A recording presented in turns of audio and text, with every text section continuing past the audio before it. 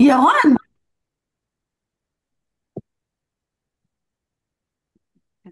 תודה רבה לכל מי שהגיע, חברים. אנחנו מתחילים.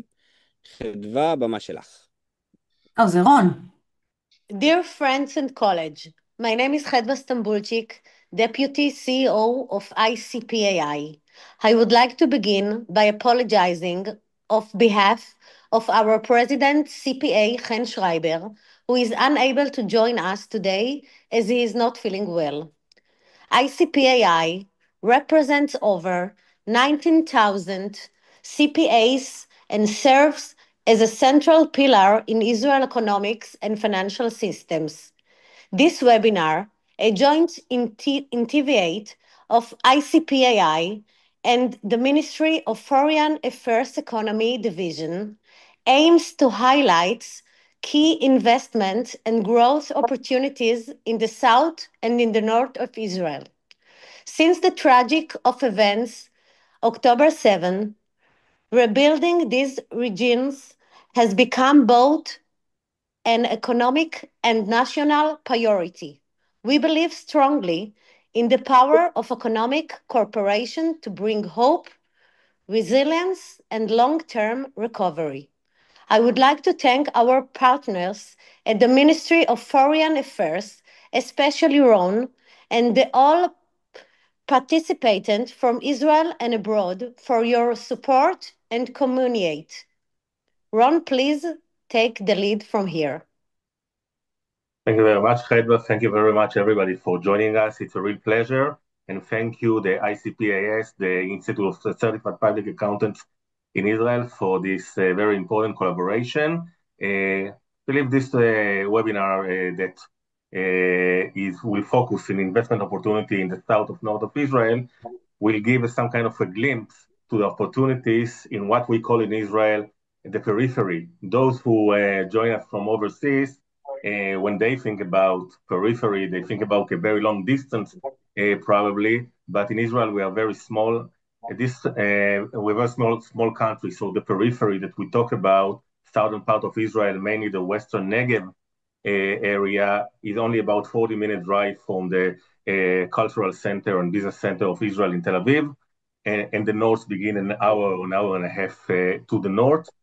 These two regions, as you all aware of, or most of you are aware of, endured very large challenges during the past 2 years with the 7 October wars that began in the terror attacks by the terrorists from Hamas and Hezbollah.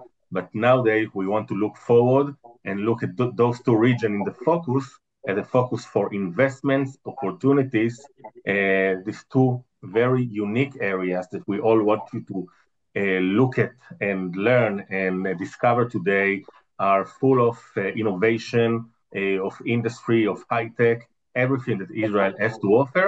And we have the unique opportunity to learn from key actors in the economy, government, private sector, institution, and regional council, north and south, today with us.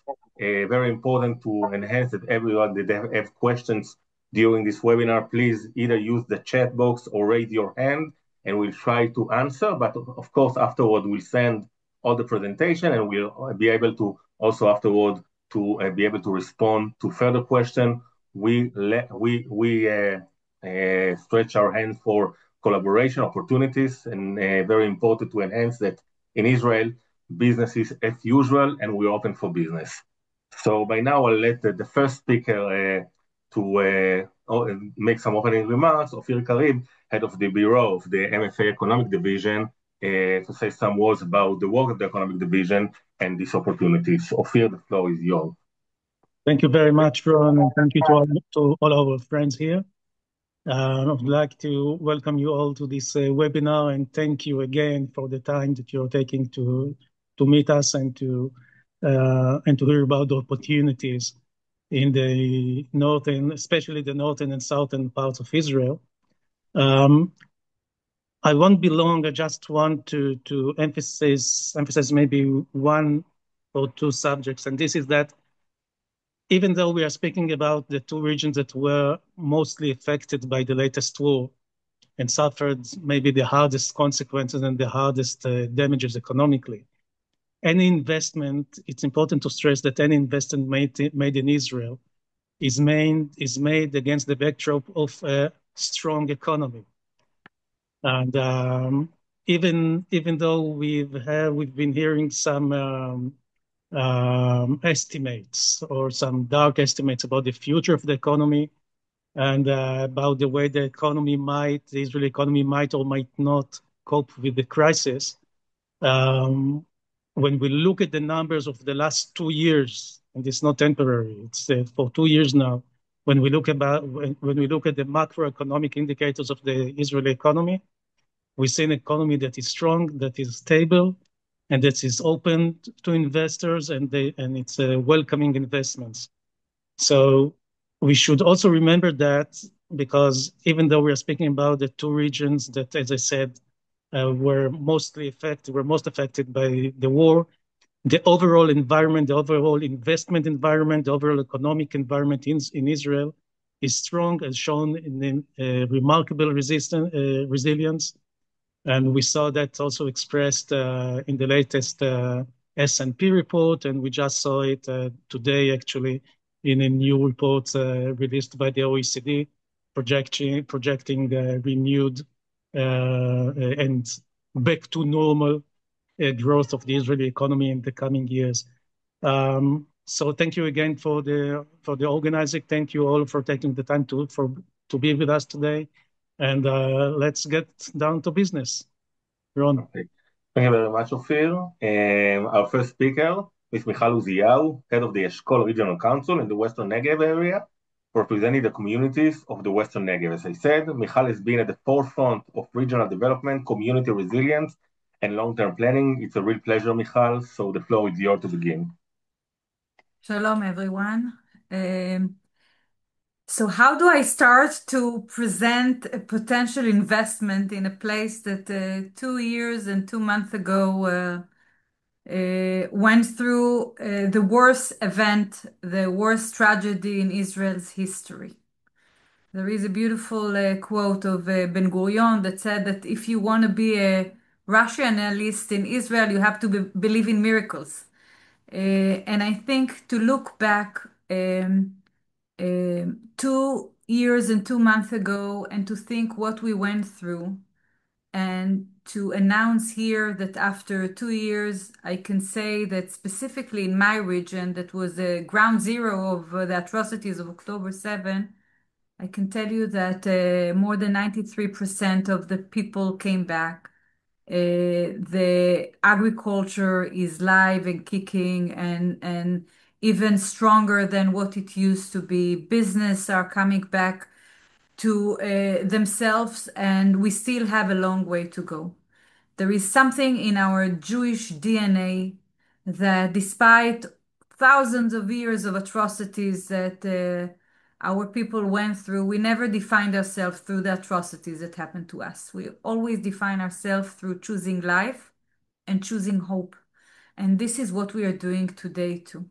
I would like to share with you a map just to understand a little bit the region. The Western Negev is an hour drive. In the north part is even less than an hour drive. The last point closer to the border with Gaza, you can say an hour and 40 minutes from Tel Aviv.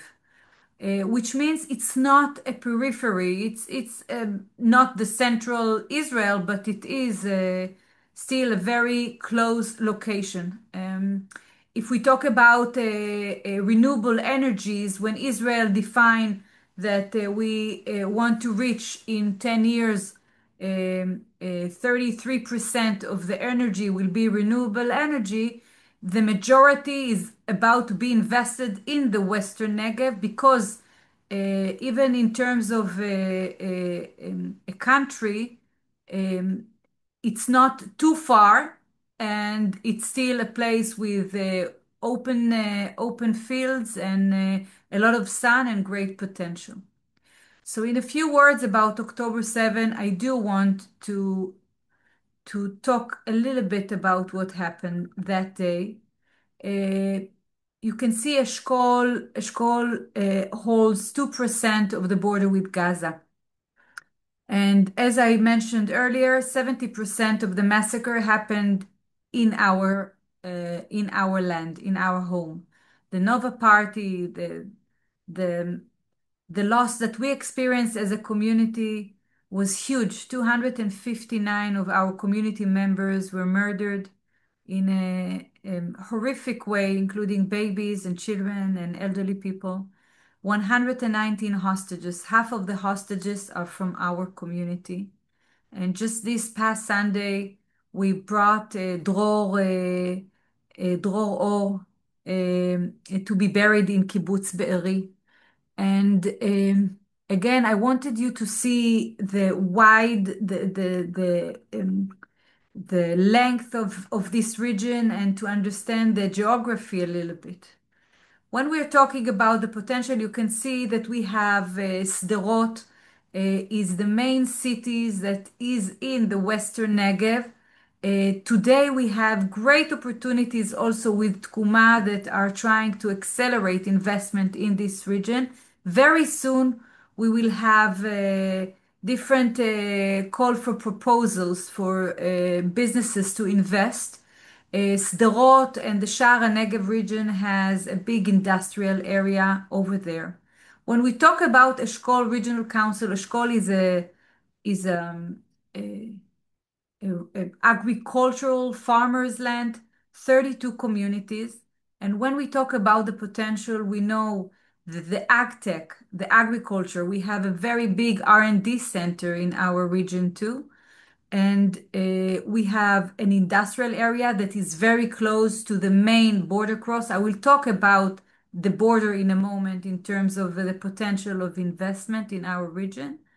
And we do have also a big area that will be available soon for agricultural industry to be developed in this region. One of the main issues that we are looking into today is the potential of the day after. This is because of economic reasons and also ideological reasons. We refuse to be the victims of the circumstances. We refuse to be victims.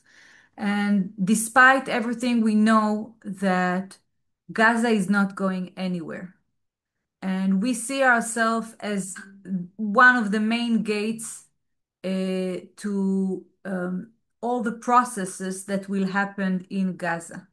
We know today that we are all dealing in an industry with a very high uncertainty, but we do look into the potential with the plans of the international arena, with the Americans, with the Emirates that are doing different strategic plans to see what will be in the day after in Gaza. There are going to be 5 border cross with Gaza. The biggest one will be in the southern part of the border with the Rafah border cross. And today, when we are talking about the potentials in terms of land that is available, we see it mainly within the communities. Each community, kibbutz or moshav, has land that most of them are very available for investment and for collaborations with the communities. And we do have also the industrial area that we know that we have in Sderot. And in the southern part, close to the border cross, the main border cross, we do have another one that is called Avshalom, and another one that we have for the agricultural industry that we have there. Another area of investment that is we see with potential is tourism. I know that it sounds crazy to talk about tourism in such a place, but mostly many people that come to Israel these days, one of the most visited sites is the Nova Party. People come to see what happened on October 7, but they mostly come to see the human spirit that we have in our area, to see people that the day after October 7 went out to the fields and worked the land. To see a printing factory in Kibbutz Be'eri that a week after, it's not about the industry itself, it's about the human spirit behind it. And as people that went through not only October 7, but 20-something years of emergency routine, this is something that really embedded in us. The word resiliency was mentioned several times before I spoke. Resiliency is the flexibility to be able to have a way to draw a line between where I am and the future, and to be flexible enough to move from one situation to another. And there is a beautiful poem that I quote a lot that talks about that when I'm drowning, you don't need to describe me the water, not their color or the depth, because I can feel them up to my throat. But please don't stop for a moment to describe how the land looks. The resiliency of the people here is even in the most tragic moment in our history, we still continue to draw the land how it looks like.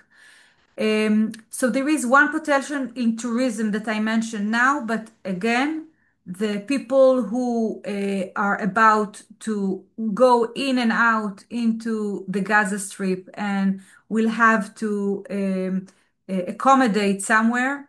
The assumption is that most of the forces will prefer to be on the Israeli side of the border, and we are working on statutorical processes right now to make the investment available as soon as possible. So this is it. And if there are any questions, there is with us today Iftach Naor, the CEO of the Eshkol company, the branch, the economic branch of the municipality. We will send you his information later on, and you're more than welcome to write him, to reach out, and to hear more. Thank you very much, Michal. Pleasure. And now we're going to the north. So Mr. Asaf Langleben, head of the Upper Galilee Regional Council. Asaf oversees one of Israel's most dynamic rural innovation ecosystem with strong links to agriculture, tourism, industry, and high tech. Asaf, please take it from here. Thank you and good evening, and to my colleague Michal. First of all, I hope that I delivered the message because my English is okay, but in the times that they asked me to participate in this evening, I said that I must to talk with people that want to invest in our region. After 2 years, that it was very difficult, and unfortunately, we lost in our agriculture at Omer Weinstein, that it fell during his work on the field. We really build after 1.5 years our region again. And it's not so hard. And Michal said the tension in the north still existed. And the war, it's not really finished. And we hope that will soon be more stability. A little about the region, because I think I talk not only about Upper Galilee, on my council, first of all about all the municipality. All the municipality in the east of the Galilee is 18. The East Galilee cluster is regional partnership. We work 18 municipality together in the Golan High and in Kriyat Shmona, in another small community, and all of the cluster want to bring a new era of economic. We don't connect in train. We don't connect with the water, the national water system, and we are really in a huge challenge in this time. Not only the war, we are suffering on drought in our region, and we are agriculture reason. As we work together, coordinate, and try to bring a new factory, a new high-tech food tech, and I talk about it later. You see the next? I don't see. Upper Galilee Region Council. You see the map?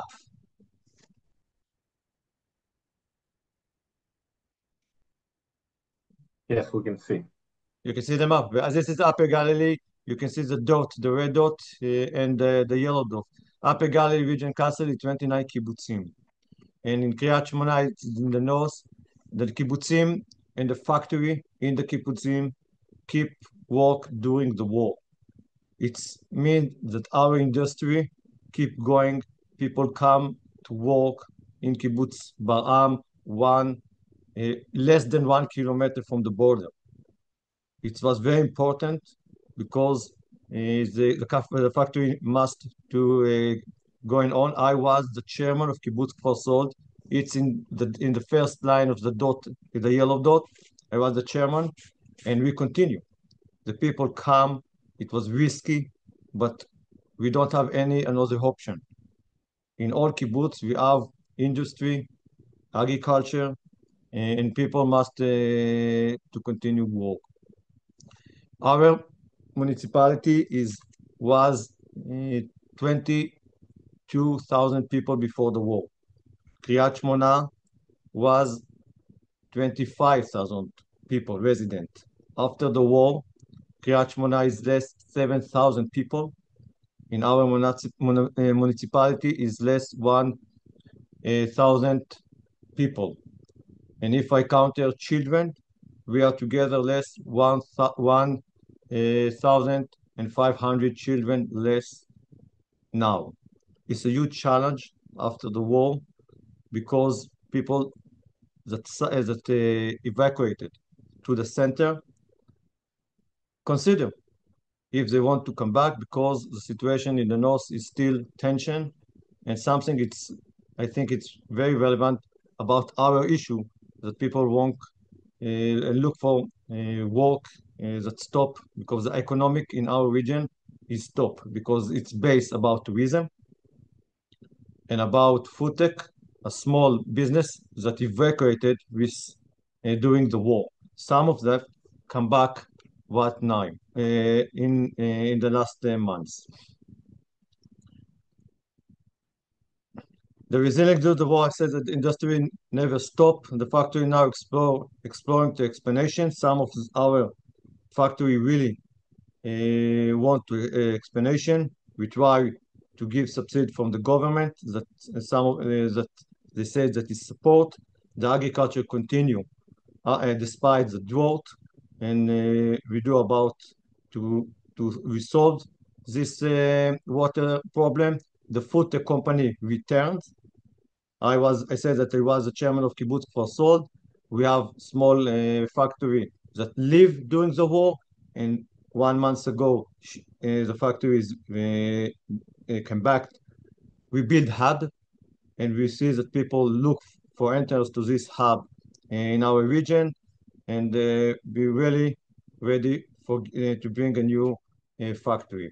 The potential in our region it's a huge. We have land. Land it's not something that it's less in our region. We have people employee.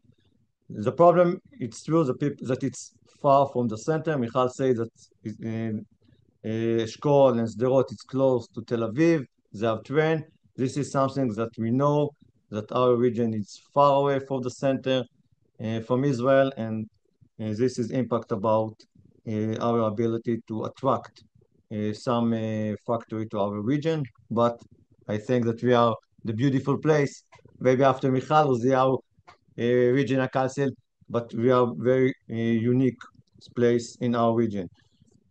We have advanced agriculture and agri-tech, food tech, a lot of tourism and outdoor experience, and we work a lot about wellness because we have the Jordan River and all of the environment.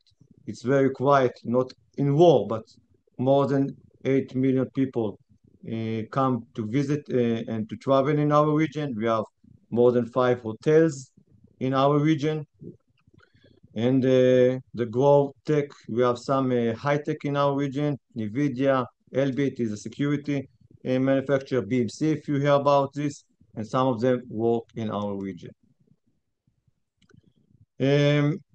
I don't sit to everything about, I think that we work like the agriculture minister to bring a new factory in this week in Kiryat Shmona, in Erel Margalit Center. I don't know if you hear about it, a gathering 30 or 50 small businesses that are considering to come to the north. It's the same thing that happened yesterday in Tel Aviv. We try to bring new high-tech, a new small factory to our region, and it's something that we do all the municipality together. It's never mind if they come to our municipality or to Kiryat Shmona or the Golan High. As I say, I want to say that this is what I said about the support of momentum, that I hope that it's begin a momentum to bring a new factory. We opened in January Culinary Institute that the JNF built in our region. It invests a lot of money on this project. The JNF operate something that it's relevant to the healthcare, and it's give for our system something that I said it's take our region to be something unique about wellness, tourism, food tech, and all of etc. Because I said that we have a lot of tourists. I think after Tel Aviv and Eilat and Haifa, I think our region is the most popular, and Jerusalem.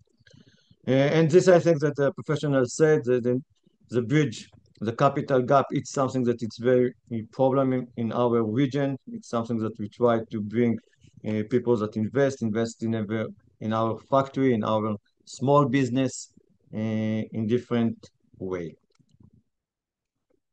Okay, so this is the first. I want to say something about for the end about our region. We have a lot of small and employees that work alone and suffering during the war. The economic in our region suffering still because of the reason people don't come to our region, and we hope that the next months that it's open very close, the economic will boost because people that invest, because the government support our region, and the efforts that all the municipality do together. Thank you very much, Toda Asaf.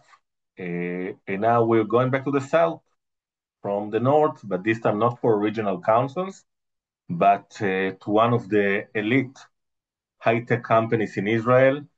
Many years before Israel became a startup nation, we already had a multinational giant of high tech. And our next speaker is Mr. Yaron Harush, General Manager of Amdocs, traded in the Nasdaq for many, many years, the Amdocs Negev site, and head of the region, of the southern region in Amdocs. Yaron brings a unique perspective of how global tech companies drive regional growth and create high-value employment in the South. Yaron, please proceed. Thank you, Ron, and hello, everyone. Let me just share my screen. Okay, so I will try shortly just to share about Amdocs, but starting with me, I'm Yaron Harush. I'm 20 plus years in Amdocs. I'm the head of Amdocs Negev brand, Sderot, for the last 7 years, and I'm also the head of North America Development Division, so I'm traveling all over, but always returning to my base. And I'm based in Beersheba, which is in the south, the capital of the south in Israel, which is very close and nearby, around 30 minutes from Sderot. So this is where I'm based. And a bit about Amdocs. So Amdocs is today the world-leading communication and media provider. We are working with all the tier 1 and 2 service providers all over the world. we are providing end-to-end solution for all the customer experience, the provisioning, the billing system, the network system, whatever is being done on the telecommunication and in the most of the tier one company. We are doing the work. Today we are scaling up into the Gen AI world, a lot of buzz, a lot of new trends which are running, and we are all over in that area. Looking on Amdocs from number perspective, we are active in 90 countries with 400 customers around the world. We are impacting 3.1 billion people which are around the world which are using or getting service from our product and implementation.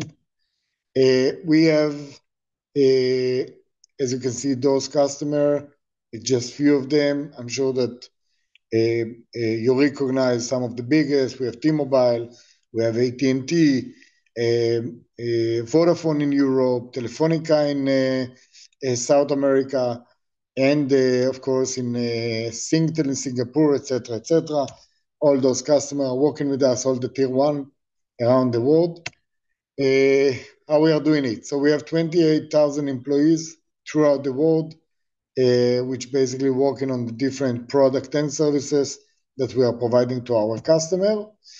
And let's focus a bit on Israel. So in Israel, we have 3,000 employees, which are based in 3 strategic branches from choice.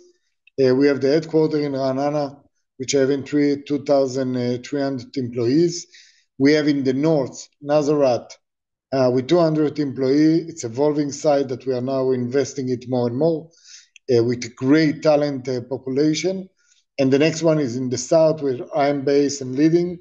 This is the Rot with 500 employees.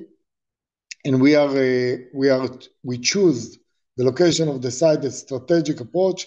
Beside the center in Ra'anana is to have the north and the south and leverage the talent pool that we have, because we as Amdocs, beside the ideology, is also recognize the talent that we have all over the country, and we want to maximize it in our employee talents. Looking on the Negev, Amdocs Negev established 24 years ago. We are around 500 employees, which 20% of them are living in the Gaza Strip, and 86% of them are living in the 40-kilometer radius around the branch, mainly toward the south domain. So it's really important to us that when we opened this branch, the focus was to leverage the talent that we have in the south area and give the opportunity, and also to leverage the benefit that we have from those talent market, and with that to build it out.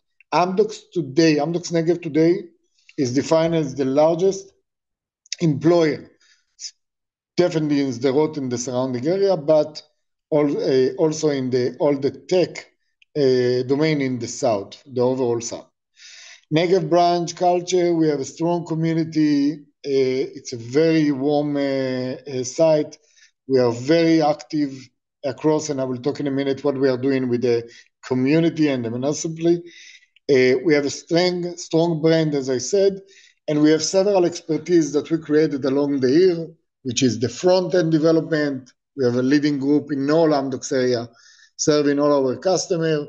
We have the new product that we are skills that we are leading from the south, and we have the Gen AI acceleration, a new domain and very interesting one, which is spinning up day by day, and our team in the Negev are leading it. Our connection with the academy, we took it as one of the strategic important action to stay connected with the academy. We have several universities and colleges, Ben Gurion University, Sami Shamoun, the SCE, Sapir College, and we are in contact with all of them. We have a student internship program. We are working with initiative with Google Rahman and Amdocs to find the potential of more and more people and train them, take the people from the university and put them in the internship program. And by that, not only to get them into Amdocs, but also to prepare them for other opportunities that we have in the region. One initiative that we started in the in the post-October 7 is to identify people in the area that have the connect with all the tech world and take them into a training via Google Rachman, very exclusive training that eventually prepare them to work in the high-tech. And from that also we took several of them to Amdocs, and others we prepare them to the market. We also have a scholarship program that I will discuss in a minute. A bit about the connection with the community. We have 100 plus employees. Think about it, 20% of our employees are participating in volunteering activity in the community. We are part near Sderot, and we are actively working with the municipality in the different programs, especially on the young population, in the schools, building the STEM planning partner, being part of the School Tech Train initiative, working in the high school, a complementary lesson that we are doing, and trying to expose the young population that we have in Sderot and the area for the high-tech world, and to give them the boost and the option and the sickness to learn and get into that world. We, as part of the war, which I have to say was very traumatic to all of us in the country, but specifically for us in Sderot, we had to act very fast.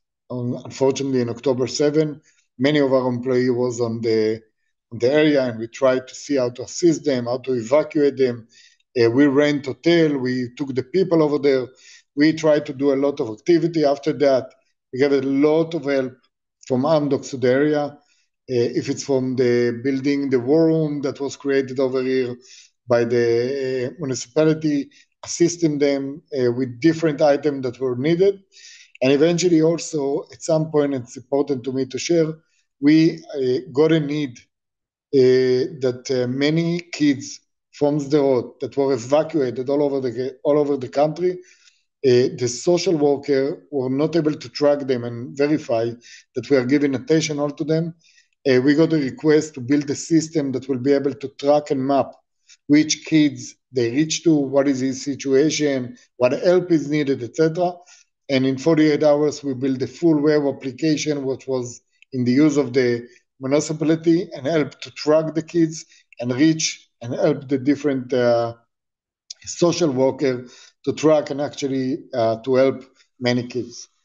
Technology exposure, we are working with Unistream, which is also part of the innovational kids program, a GAM program, which is another teen entrepreneurship project, and did an also national competition that ran in Israel. We have a lot branch visit, so we are inviting different groups, and I invite you, if you've ever been in the area, to come and visit us. We are showing, as I said, we are focusing on kids, and we are showing them what we are doing, how we are working here, and what exactly is high-tech for people that is not aware.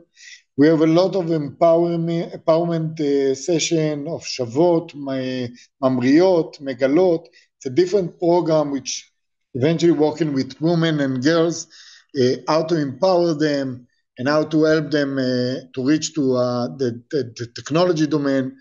And we are doing many other things. I think the uniqueness of Amdocs is eventually one, we're here because Amdocs gain a lot from the people all around.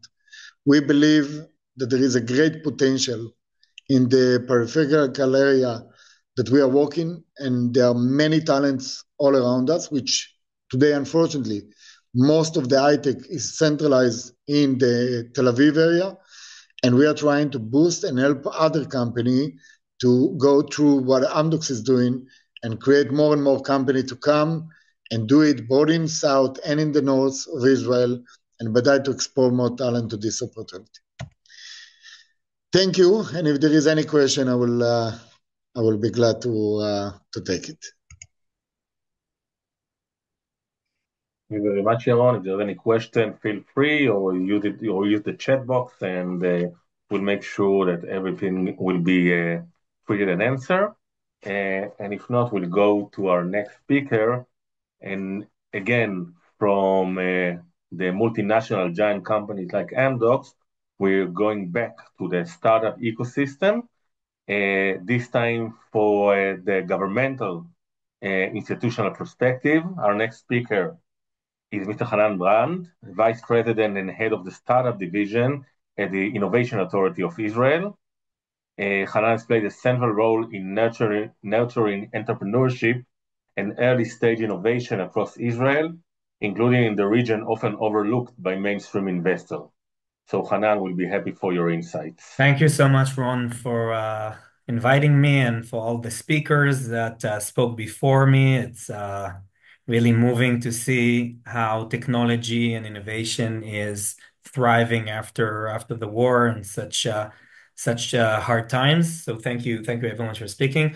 I'll speak a few minutes about the Israel Innovation Authority, what we do in general, and what specifically we can also offer to groups who are interested in playing in the areas of the north and the Gaza envelope. So first of all, just a few numbers. Israel is still one of the leading countries in the world in the amount of technology companies and startups.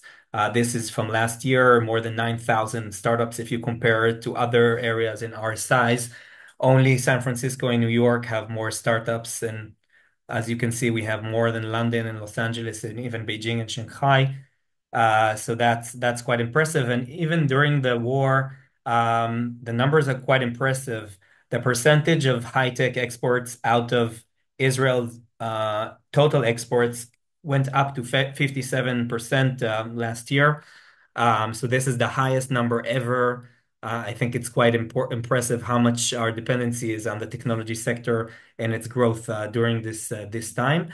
Also, our ratio of investment in R&D out of our GDP is number one in the world, 6.4%. And the most interesting part is most of it does not come from governmental money. It's actually from the private sector, both from Israeli entities. Actually, most of it comes from the US and Europe, from our foreign friends. So money that is coming here in partnership from our allies around the world. So still Israel is number one in the percentage of GDP. Sorry for the Hebrew. Even 2024, more than $10.6 billion was invested in startups, which puts Israel in the fifth place after London and Boston, but actually very, very close. So we're keeping our position. And this year, we're planning, according to our projections, is going to be closer to $18 billion. So close to the best year in Israel's history. So things are moving nicely. When you check unicorn creation, okay, so the number of unicorns created in Israel, here it's written Tel Aviv, is number 2 and number 3 in the world after New York and the Bay Area. And even if you check out your investment, the VC investment compared to the amount of unicorns, it's actually a good investment to invest in Israel. The potential to take a company to unicorn stage is number 1 in the world in Israel. So it's probably worth investing here. Just a few words about the Israel Innovation Authority. We do 3 main things. First of all, most of our budget is investment directly that goes into technology startups.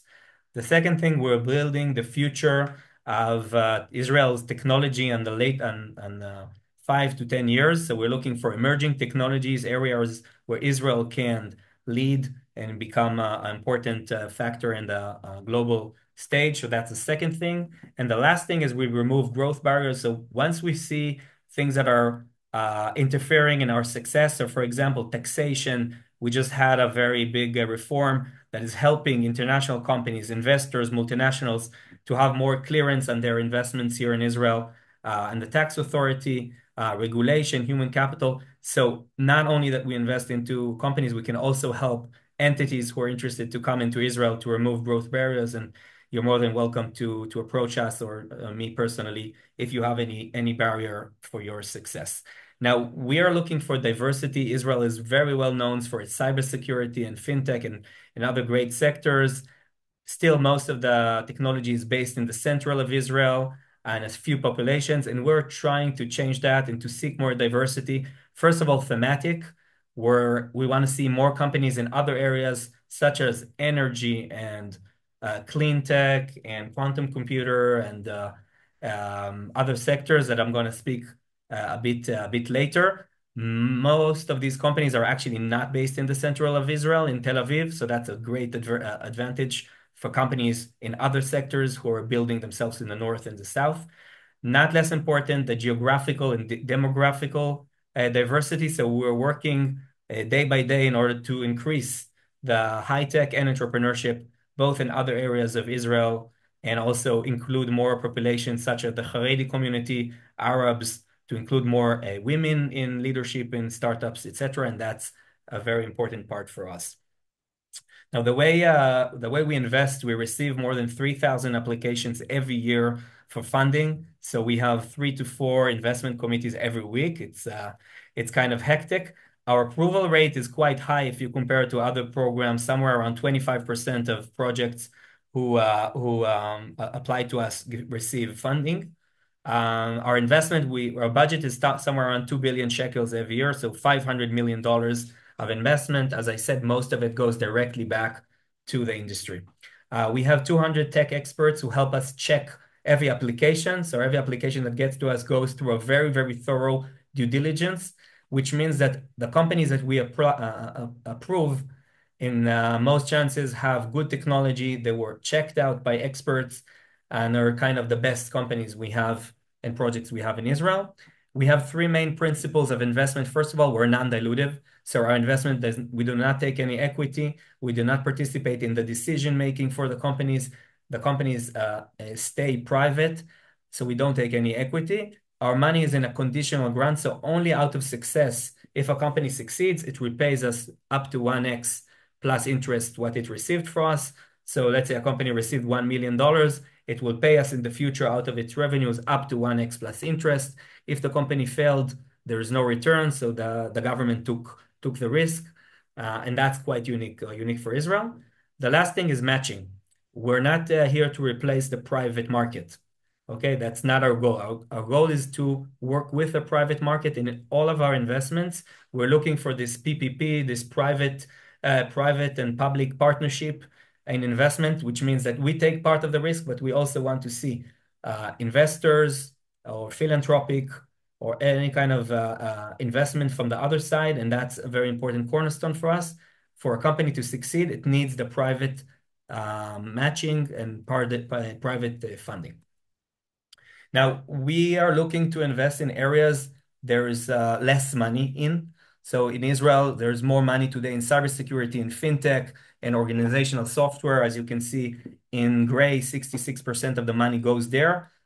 In all of the other sectors, there's much less money in the private side. That's why we're investing significant amounts in life science, in ag tech, and food tech, and water, and advanced manufacturing, smart transportation, and energy. So 80% of our investments go there.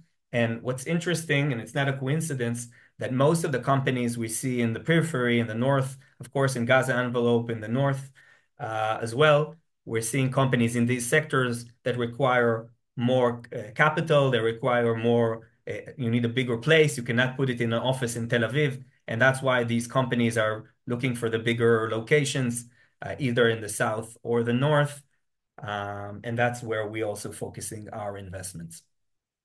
Now, we invest in all sectors. Companies can apply to us all year long.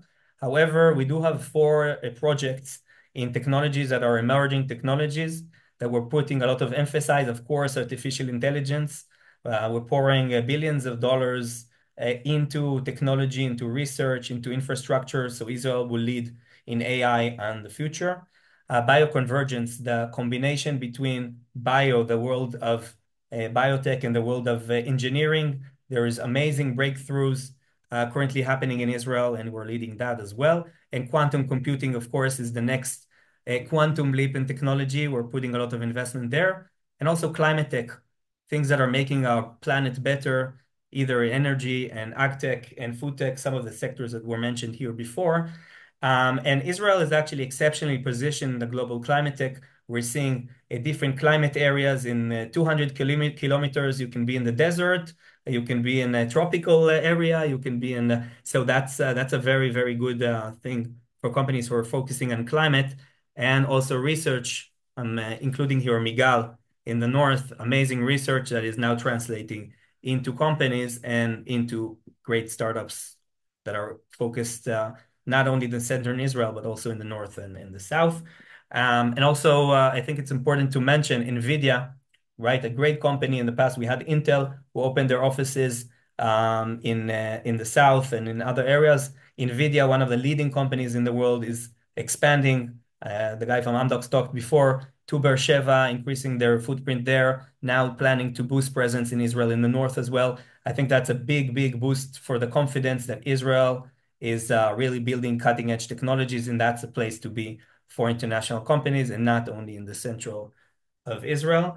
Currently, we have 10 competitive deep tech investment funds, so it's open all year long. You can apply to us to receive funding. I'm not going to go over it, but there is the startup fund, but also other things like R&D in the industry, factories, old factories, I would can say, that want to increase their R&D and actually become a high-tech can come to us and receive money to kind of create this transformation of industry into high-tech. And we also invest in vehicles such as incubators, innovation labs, human capital programs all around Israel. I want to emphasize for a second about our annual startup fund. That is the change. We had an R&D fund in the past. We changed it recently into a startup fund. Today, it's $250 million every year that we give companies directly. Again, we would like to see a matching in our investment. So idea stage, companies can receive $70,000, 250 shekel, basically to take the idea from an idea to a company, even before they're establishing a company. So that's $70,000 every year. We give somewhere around 150 checks for the best ideas in Israel. After that, it works pre-seed, seed, and A, where the IIA is participating in a funding round in the pre-seed, in the seed, in the Series A. In pre-seed, we take 60% of the round, up to 60% of the round. In seed stages, we take 50% of the round, and in Series A, up to 30% of the round.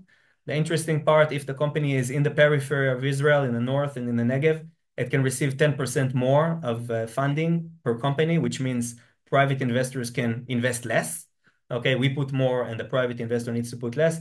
And companies who are currently based in Gaza envelope in the Tkuma Valley can receive 20% higher. So if it's 60%, then it's 66%, and a company in Gaza envelope is 72%, etc., etc., and that's very meaningful. Just to show you what it means, a company that starts with our funding can receive today more than $6.5 million of governmental non-dilutive funding for their path. A company in the periphery can receive $7.2 million for the same amount. And if I would add also Gaza envelope, it can be more than $8 million of public funding for their journey. Last thing I want to talk about is our innovation center. So during the war, actually we started it before the war, and we decided it's very, very important to finish this important decision. Although everyone was saying this is crazy, this is not the time to build innovation center in the middle of the war. We actually brought six different ministries together to invest $100 million in building innovation centers all across Israel. So today, 14 innovation centers are actually from Dan to Eilat, all the way from Eilat in the south to Kiryat Shmona in the north, including a center of technological center and resilience in Sderot, in Otef Aza, but also in the Arab sector, in Arara, in the Western Galilee, etc. And we're very, very proud in this program. Currently, their mentality, they're working on creating startups and building employment in their area. And I know it was mentioned before, our center in Gaza envelope, it's called the Mitbach. They're working on agriculture and about resilience and food tech. And if you're interested to partner with us or with our center there, I would be glad you can talk to me. They can connect you to anyone in the area with great partners, as you can see here, as South Up and all and others. And in the north, we have currently 4 different players, 2 innovation centers. First of all, Gaia Partners was mentioned before with Margalit Startup City. The second one in Norterra, it's a center in next to the Sea of Galilee that is also working on high tech in the north. We also have 2 incubators, one in food tech, so a fresh start with Tnuva and our crowd, Tempo in an American company, Sidhi Capital, that just joined now as shareholders in this fresh start incubator, and also another incubator in the Western Galilee called I4 Valley that invests in the world of Industry 4.0 in deep tech. So everyone who might be interested in this partnership can approach me, and I'm happy to connect you. So thank you very much for your time. I know it was a lot of information, but hopefully we can see you in Israel, invest and partner with us. So thank you very much. Okay, thank you very much, Khan. Very interesting, illuminating, and I think this is a creation of the Innovation Authority is actually boosting the ecosystem. And when we talk about an ecosystem and to be competitive in this world, one of the component of competitiveness is incentives. And when we're talking about incentives, one of the main important factors is the taxation, of course. Both for investors, Hanan mentioned a few area of taxation incentives for high-tech company, for the periphery, and in Israel to be competitive. There's a lot of effort being made by the Treasury, the Ministry of Finance, and the tax authority. Intel, for example, when Tab mentioned, is one of the let's say the main important center for R&D. For Intel Global, but also very important key in the element of the supply chain, and there's factories of productions, mainly in the south part of Israel, in the city called Kiryat Gat, and a lot of this come from the incentive that the Israeli government gave, the Ministry of Finance, and investment and taxation. So when we talk about planning of being competitive and part of this ecosystem, we have the next speaker with us, Mr. Ofer Asdror, Senior Deputy Director General and Director of Planning and Economics at the Israeli Tax Authority. Ofer will shed some light on national level economic planning and the regulatory tools supporting investment in Israel periphery, north and south. Ofer, please, would like you to share your insights. So thank you, Ofer. Hi, everyone. So I'm Ofer. Thank you for inviting me. Ron, it was very interesting until now. I hope I won't bore you too much with tax issues. So I'll be brief, and I won't get into too many details. There's many details. So I was asked to speak about a preferable tax regime that we have in Israel in the south and the north. And we have, for companies, we have what we call the law for incentivizing capital investment, חוק לעידוד השקעות הון, which gives a preferable corporate tax rate for companies that are eligible for the law. Instead of 23%, we give companies 7.5%. Companies that factories, companies that located in the south and north of Israel, in the periphery, as we call it. And we have 2 main sections there. One is for industrial factory plants that located in the north or south, and about more than a quarter of production is exported abroad. Then these plants are eligible for the lower corporate tax rate. We also have a very important section, Hanan mentioned it already, for high-tech firms that do research and development in Israel, that have employees with engineers and programmers in Israel, and they also, if they're located in the south or north, they get the 7.5% corporate tax rate. Some of them have also a preferable dividend tax rate, and that's for companies. Many companies apply for this law. We have a very short bureaucracy for most of the companies. We try not to put too many regulation bureaucracy on the company, and we are helped by Hanan people. For individual, we also have a preferable tax rate or tax regime for people living in north and south of Israel. We have a comprehensive tax credit scheme for people that live there. And actually, I don't want to get into the details, but people who live in the north and south pays less taxes than people who live in center of Israel. And this is two preferable tax regime that we have for companies and for individual that operates in the periphery of Israel. We also have incentives for people to do aliyah to Israel. Today, the law gives a full exemption for income that originating in abroad for people who do aliyah for the 10 years after they do aliyah, full exemption of this income. And for income that originating in Israel, we give for the 5 years after the aliyah, we give many tax credits that gives lower tax rate to the people who do aliyah. Now we're doing a new law. We hope that in the next few months it will be proven in the Knesset, in our parliament, that will give a full exemption until up to 1 million shekels of annual income for income that is created in Israel for people who do aliyah in the next year or two to incentivize people to do aliyah after the war.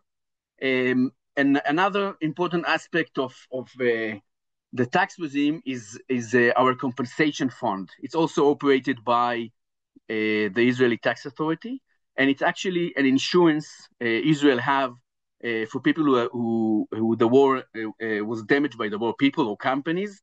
I think in the last 2 years we were operating it with a very efficient. Although some people still complain, there's place to improve ourselves, but we allocated about 25 billion shekels in the last 2 years for people and companies that were affected by the war. We have not only direct damage compensation. For example, if a rocket fell on a plant or a house or a car, we fully compensate for the damage. But also we have indirect compensation scheme that, for example, if you're a business owner and your business couldn't operate for several months because the area was evacuated, so you come to us and we compensate you for the loss of revenue or loss of profits. And as I said, we actually have an insurance. The government is a kind of insurance company. The people or the companies doesn't pay the premium, the premia for the insurance directly. The government gives every year some of its budget to this compensation fund. And in times of war, of conflict, when people and business, especially in the north and south, if they have any damage, we compensate them. That's I think it's something that works. It's one of the tools we had for keeping the south and north strong during these two hard years. So this in a nutshell, our center incentives in our tax regime. And thank you. Thank you very much, Ofer. I think there's a lot of more and more things, by the way, regarding strategic investment for international investors, and all along we can send you some information and material about this because this is, as I said prior, our way to be competitive.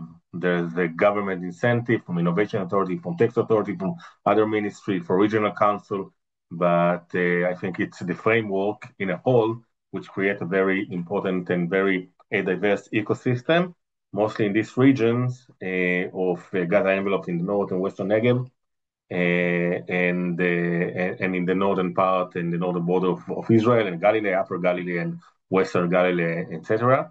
Those who know those areas. So first of all, Ofer was our last speaker. So first of all, thank you very much for all amazing speakers. It was not a very easy task to get around so many important and busy people, and this is thanks for the extensive and very effective work of our colleagues at the Institute of Certified Public Accountants. So Chedva and Adi, thank you very much for the effort, for the collaboration, for the partnership, and thank you and convey our gratitude also to the president of the Institute, for Chen Schreiber, who unfortunately was ill today. I would like again thank for all the participants. I know that the timing was not ideal for everyone, both for investors and diplomats and companies, and of course the Israeli member of the Institute that joined us as well. Thank you for everything you're doing, very important. Perhaps thank you, Ophir, from the Economic Division, the Minister of Foreign Affairs. The Economic Division of the Ministry of Foreign Affairs is here to assist each and every one of you in promoting your businesses across the world. We have 109 representation embassies and consulate generals all over, and we are here for you. We are working with all institutions, government, private sector, of course. Chedva, Adi, perhaps would like to say a few closing remarks as well.